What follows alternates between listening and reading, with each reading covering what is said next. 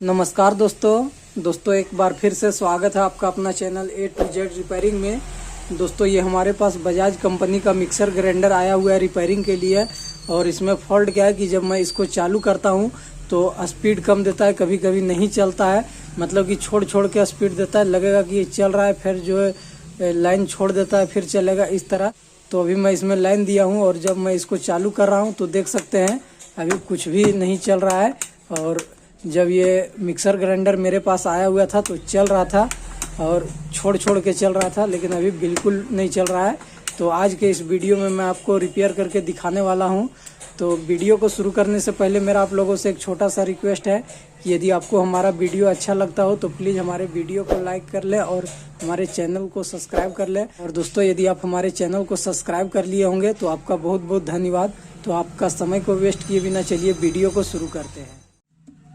तो दोस्तों लाइन से इसका प्लग को निकाल दिया हूं और इसको मैं खोल लेता हूं। अभी तक जो है इसको खोला भी नहीं हूं।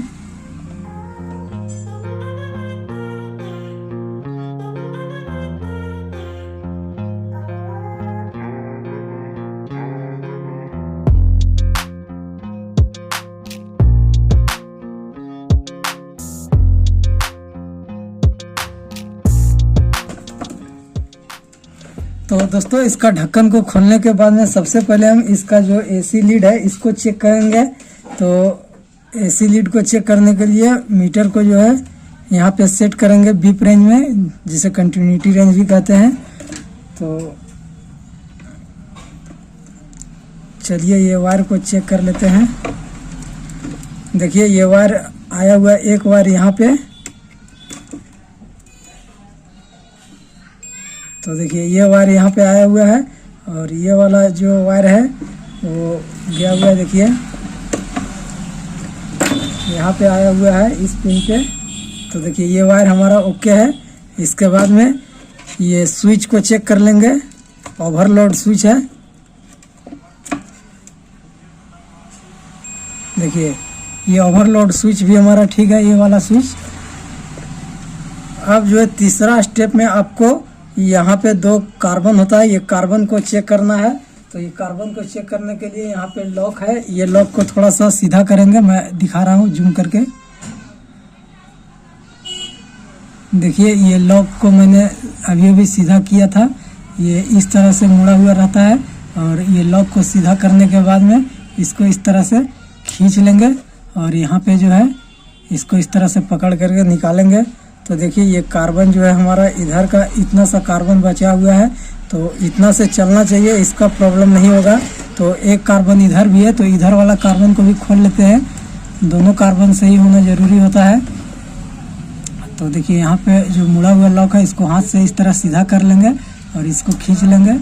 इसके बाद ये कार्बन हमारा निकल जाएगा। देखिए ये भी कार्बन। तो दोस्तों देख सकते हैं दोनों कार्बन को मैं निकाल लिया हूँ और कार्बन देखने से ठीक लग रहा है, पर एक कार्बन जो है छोटा लग रहा है। इसका स्प्रिंग हो सकता है कि ये लंबा होगा और घिस करके छोटा हो गया होगा, जिसके कारण ये कार्बन जो है इसका कम्यूटेटर में जो है नहीं सटता होगा, जिसके कारण जो है इस तरह का प्रॉब्लम होगा।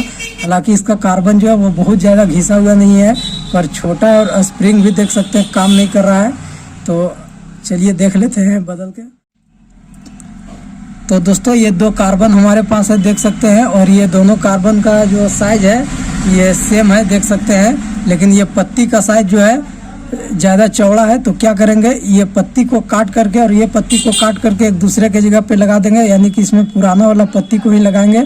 ये वायर को यहाँ से कट कर लेंगे, दोनों पुराना कार्बन का वायर को देखिए यहाँ से कट कर लेंगे और इसका वायर को कट करके ये पत्ती इसमें लगा देंगे। तो अभी मैं दिखा दे रहा हूँ क्या करना है। देखिए इस तरह से ये पत्ती को कट कर लिए हैं और ये पुराना वाला पत्ती को यहाँ से हम कट कर लेते हैं। देखिए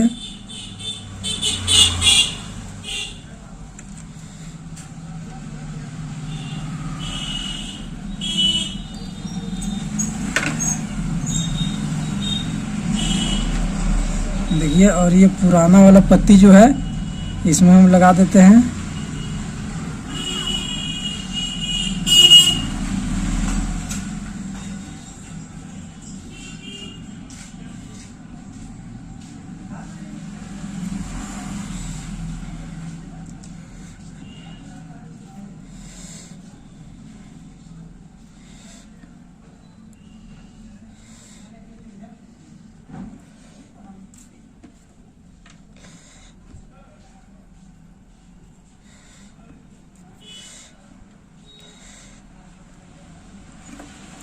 ये नया वाला स्प्रिंग का भी साइज थोड़ा बड़ा है, तो पुराना वाला स्प्रिंग ही रहने देते हैं।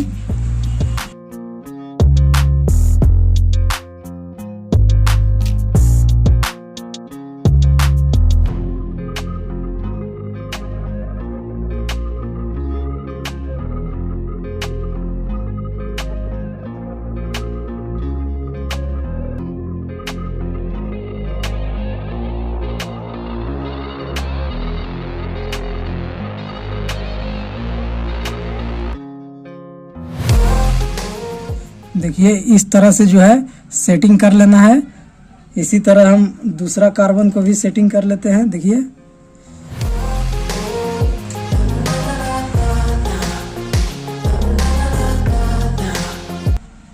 तो देख सकते हैं अब जो है हमारा दोनों कार्बन कुछ इस तरह से हो गया है। तो अब जो है दोनों कार्बन को मैं लगा दे रहा हूँ।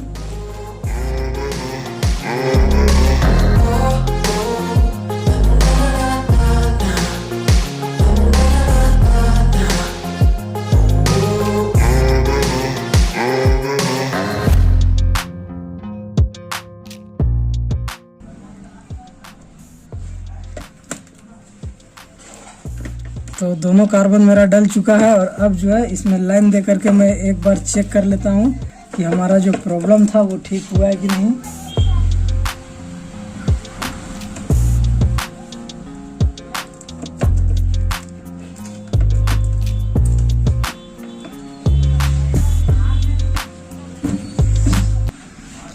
तो अभी मैं इसमें लाइन दे रहा हूँ।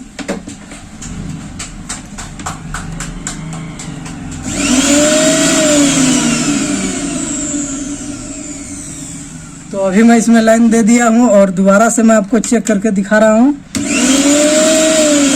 देखिए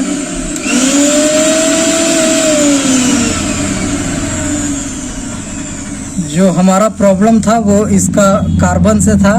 तो कभी कभी क्या होता है कि कार्बन देखने से ठीक भी लगता है, जैसा कि देख सकते हैं ये कार्बन पूरी तरह से ख़राब नहीं हुआ है, फिर भी जो है कार्बन नहीं काम कर रहा था ये घिस जाने की वजह से। तो इस तरह का जब भी प्रॉब्लम आता है यदि किसी मिक्सर ग्राइंडर में, तो एक बार कार्बन ज़रूर बदल के देख लें। तो उम्मीद करता हूँ कि ये जानकारी आपको अच्छी लगी होगी। और दोस्तों ये जानकारी अगर आपको अच्छी लगी होगी तो प्लीज़ हमारे वीडियो को लाइक कीजिएगा। चैनल पे नए हो तो चैनल को सब्सक्राइब कर बेल आइकन को प्रेस कर लीजिएगा, ताकि जब भी इस तरह का इंफॉर्मेटिव वीडियो हम अपलोड करें तो उसका नोटिफिकेशन आप लोगों तक मिले सबसे पहले। तो दोस्तों मिलते हैं नेक्स्ट वीडियो में, तब तक के लिए धन्यवाद।